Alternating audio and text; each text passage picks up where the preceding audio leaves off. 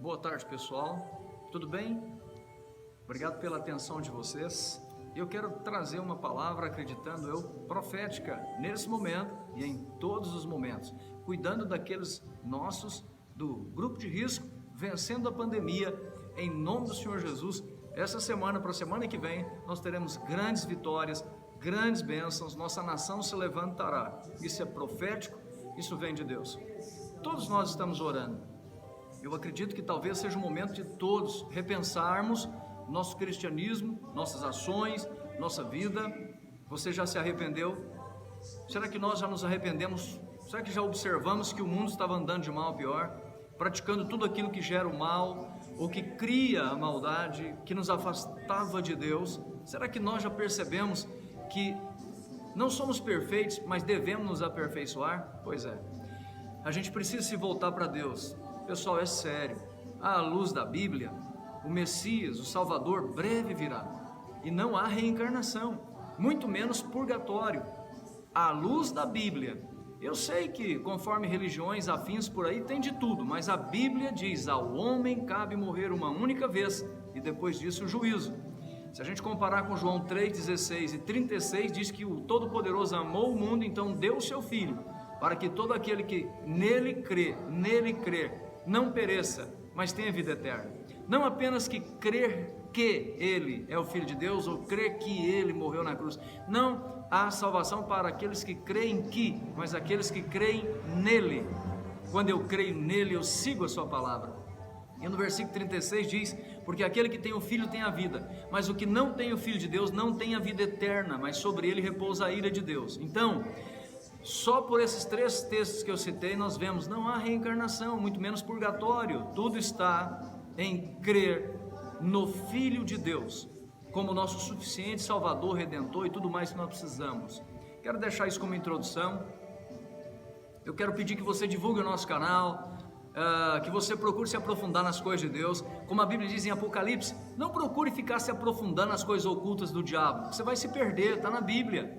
Leia os primeiros capítulos de Apocalipse. Tem muita gente preocupada com as coisas do diabo. Larga a mão disso, vem conhecer Jesus, vem conhecer a verdade. Jesus disse que o que vai libertar a pessoa não é ficar conhecendo as coisas profundas do diabo, mas a palavra dele, a verdade dele, tá certo? Quero orar por você e daqui a pouquinho eu volto, depois da oração, com uma palavra profética e uma palavra de crescimento, creio eu.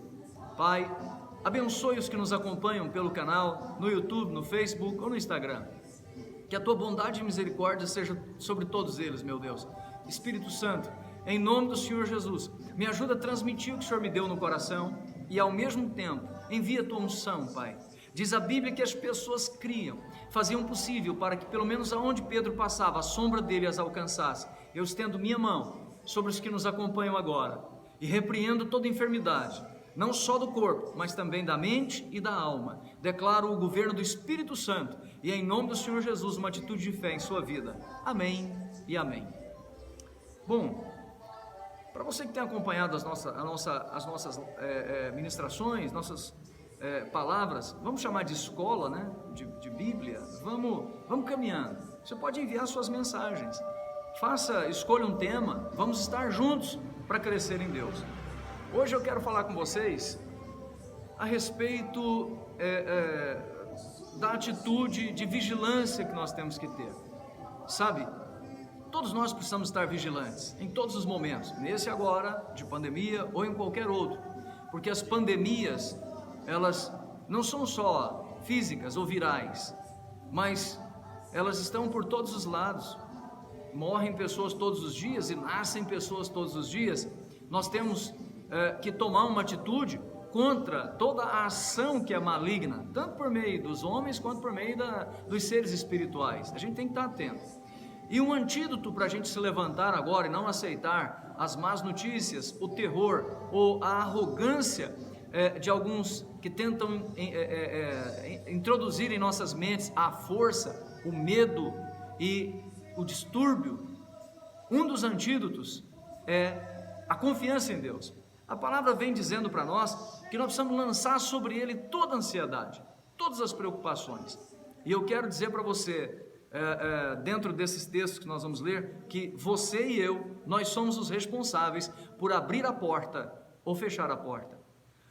O mal entra, Satanás, o inimigo, a enfermidade, tudo que o inimigo lança, tudo que o mal lança, seja por meio da política, da ciência ou de qualquer outra coisa, das artes, da religião, da música, nós somos responsáveis por permitir ou não. Eu quero conversar com você sobre isso. Nós vencemos as pandemias, físicas, espirituais ou emocionais, tomando uma atitude de fé, ou aceitando esses males, tendo uma atitude de incredulidade. Você e eu somos responsáveis por permitir ou por não permitir a ação do diabo. Vamos ler, o primeiro texto está em 1 de Pedro, capítulo de número 5, versículos 6 em diante. Eu vou ler, diz o texto: portanto, humilhem-se ou humilhai-vos, dependendo da tradução, debaixo da potente mão de Deus, para que Ele, a seu tempo, os exalte, ou no tempo devido vos exalte. Lancem sobre Ele toda a sua ansiedade, porque Ele tem cuidado de vocês, de nós. Veja, e estejam alertas e vigiem. O diabo, o vosso adversário, o vosso inimigo, anda em derredor, rugindo como leão, procurando uma vítima a quem possa devorar. Escute, para vencermos todas as situações na vida, essa agora, más notícias, terror, seja o que for, nós precisamos confiar em Deus, entender que essa confiança deve nos levar à atitude de nos humilhar perante Deus. 2 de Crônicas, capítulo 7, versículo 14 diz: se o meu povo que se chama pelo meu nome se humilhar e orar. É um tempo de comoção, de jejum, de oração. Estamos enfrentando um vírus, estamos enfrentando não apenas um vírus, o Covid, mas um vírus não só físico, mas um vírus de pressão emocional. Observe, estamos descobrindo também agora, a duras penas, que por muito tempo, vocês que nos acompanham, por muito tempo, você que é cristão, a gente vinha falando e agora a gente nota que é preciso não só falar, é preciso, em nome de Jesus Cristo, reagir. A igreja precisa tomar um posicionamento, e o principal é nos humilhar diante de Deus. Deus quer que a gente se arrependa, se humilhe perante Ele e confie nele. Ele nos protege. O texto diz: humilhai-vos debaixo da potente mão de Deus, porque no tempo devido. Qual é esse tempo? Não é Cronos, é Kairos, é o tempo perfeito de Deus. Está chegando esse tempo para a igreja entrar num avivamento poderoso, como diz em Atos 2:2, um som vindo do céu, não é por ação humana. Atenção, o Brasil está sendo curado, Deus está curando, Deus está, por meio de tudo que está acontecendo, aqueles que se humilham para Deus, vai ter um tempo de exaltação. Está aqui, a seu tempo Ele vos exaltará. Quais as chaves? Lancem sobre Ele toda a sua ansiedade, porque Ele tem cuidado de vós. Lancemos as nossas ansiedades. Confie. Em Mateus 6, a Bíblia diz: não fique preocupado com comida ou bebida ou roupa, busque primeiro o reino de Deus, ou seja, o governo de Deus, que Deus governe as coisas, peça para Ele governar as coisas, haverá justificação e tudo vai ser acrescentado. Eu quero te animar, mas vamos lá, nós somos responsáveis por abrir a porta para a bênção ou por permitir que o mal opere, ou seja, nós é que vamos permitir que o inimigo nos engane ou não. Ele é o nosso adversário. E o texto continua dizendo assim: porque o diabo, aliás, estejam atentos, né? Deus cuida de vocês, mas estejam atentos, alertas e vigiem, porque o diabo, o vosso adversário, anda ao derredor rugindo como se fosse um leão, buscando uma vítima a quem possa tragar. Escute, você sabe, na savana africana, os leões, principalmente quando eles estão com mais idade, mais errada, eles não querem ficar correndo, eles então começam a circular as manadas, dos gnus, dos búfalos, enfim, as manadas, a fim de assustá-las.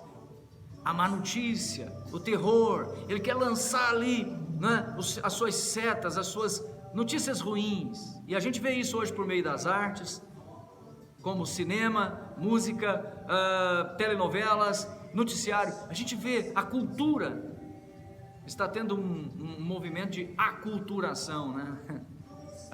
Minha esposa é pedagoga, e a gente trabalha com crianças, então a gente vê que é ensinado hoje que o feio é bonito e que o terror deve ser aceito como coisa normal. Não é assim.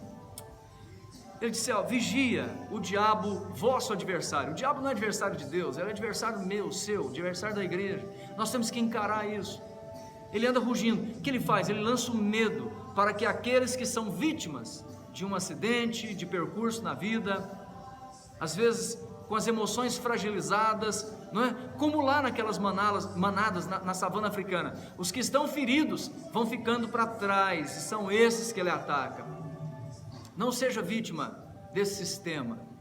Você sabe, por experiência, em família ou no trabalho, aqueles que têm visão de ser vítima de tudo, geralmente são os que sofrem mais ou que causam problemas, ou que estão sempre envolvidos com problema. Vamos nos levantar. Vamos permitir que o Espírito Santo nos cure. Sabe por quê? Tem um outro texto que eu quero ler, em Atos, no capítulo 5, você deve conhecer esse texto. Eu vou provar para você, aqui na palavra, que nós somos responsáveis por essa questão. No capítulo 5, capítulo 4 e 5, fala de como era a vida comunitária da igreja primitiva. Eles tinham tudo em comum. Quando vendiam uma propriedade, eles levavam, não é? Uns dizem que era a 10ª parte e uma oferta. Alguns também levavam tudo e colocavam aos pés dos apóstolos. Era um costume entre aqueles cristãos. Não era nada imposto pela religião ou pelos religiosos. Era algo sobrenatural e de ocorrência normal e comum entre eles. José, chamado de Barnabé, fez isso no versículo 36, 37 do capítulo 4. No capítulo 5, versículo 1 em diante, vemos o fato. Ananias e Safira também fizeram isso, venderam uma propriedade. Eu vou ler o texto, escute, por favor. Mas também um certo homem chamado Ananias, com sua mulher Safira, também vendeu uma propriedade, e ele reteve parte do dinheiro para si, sabendo disso, comunicando isso também à sua mulher. E o restante levou e colocou aos pés dos apóstolos. Eles combinaram entre eles, o marido e a esposa, vamos dizer que a gente vendeu por 30, na verdade tinham vendido por, 70. Veja só, o que está no versículo 3 agora. Então perguntou a ele o apóstolo Pedro: Ananias, como você permitiu que Satanás enchesse o seu coração, ao ponto de você mentir ao Espírito Santo? Só até aqui. Eu quero que você entenda o seguinte: a Bíblia aqui está dizendo que Satanás encheu o coração de Ananias. Lembra lá, nós lemos que o diabo, o Satanás, é que é o nosso inimigo, e que ele trabalha por meio das más notícias, dos maus pensamentos, das pressões. Quem é que tem que lutar contra Satanás? Lá está escrito: o diabo ou Satanás, o vosso adversário. Essa palavra significa adversário. Satanás ou diabo significa adversário. Ele disse: olha, o adversário de vocês, o inimigo, ele vem. Aí está escrito aqui: Ananias, como você permitiu? Pedro está dizendo: nós somos responsáveis por permitir ou não. Então eu quero te dar essa chave agora. Não permita mais que o mal encha seu coração de más notícias. Não permita mais que o mal tire da sua mente, do seu coração, a verdade do Evangelho. Lá no Evangelho de João, a Bíblia diz assim, Cristo falando com os discípulos: vem aí o principado deste mundo caído, que é o diabo. Ele nada tem em mim. A gente tem que ser assim. Não podemos permitir nada do diabo em nós. Esta é a palavra para você. Eu te abençoo. Se levante. Deus cuida de você. Tá certo? Deus cuida de você. Divulgue o nosso canal. Divulgue pelo Face, pelo Instagram, pelo YouTube. Divulgue. Participe. Se tem sido bênção para a sua vida, leve para outras pessoas. Deus te abençoe.